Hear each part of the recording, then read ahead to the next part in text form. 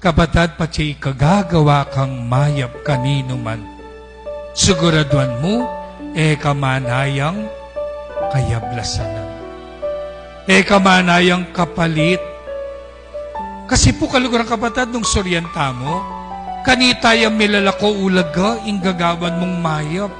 Milalako ya ulaga, inggagawan mong mayap, potang king daraptan mo, manaya kang kapalit.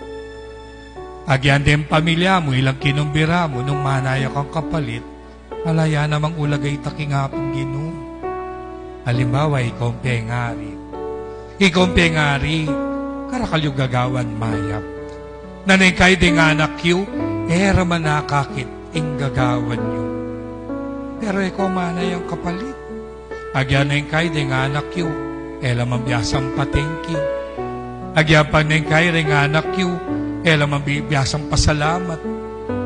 Pero ikaw pa mo rin sasawang gagawang mayap. Anya ke kayong ampo, nagagawang mayap, na imanay ang kapalit, isundo yu po, ing daraptan nyo. Kayo ing sasabyanan ng Ginoo, akarapat dapat king kayaryanan. At to'y ding pangawakan nyo. Potang gagawa kong mayap, at era ko mampasalamatan, ko mas masasakitlog, ko masusora. Pasalamat kayo. Kasi ing tunay mablas kay katamo, alangaliwan nun ing apong Ginoo. Kadua, kumbiran nyo ring bulag. Kumbiran nyo ring pili. Nino rin eh. Bali nyo, kapatad, nung suryanta mo, ita mo rin eh. Dening pakumbira na ng Ginoo, ita mo rin eh. Bakit? Uling kapatad, tanggapan tamo, nung maging tututa mo, ita mo nga natintangang kapintasan. Kapilan tama maging bulag. Kapilan tamo maging pili. Bali yun ang kapilan tama maging bulag.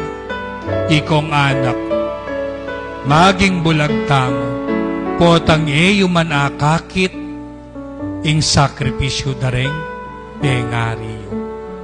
Anak, tandanan mo ing balang pa mga natsuking lamesa mo, pi pagalandayan ding pengari mo. At nung mo akakit ito, metong ka namang bulag, anak. Kapilan ta maging bulag. Maging bulag ta mo, potang tama na akakiting mayap ka rin aliwa. Ingakakit mo ng mayap ing sarili mo. Ika na mo ing mayap ding sabla marokla, katsema kanyang pa, bulag ka. Kapilan ta mo maging pili. Maging pileta mo, potang ating masakit, may managyong punta na. Patsi darapat kang mayap, please, kamanayang kayablasan. At kadwa, kapakumbaban, ing pairalan mo keka. Makanano, maging tutuka, tingarapan ng Ginoo, at maging tutuka, kareng kapara mong tao. Bendisyonan ang kataning Diyos.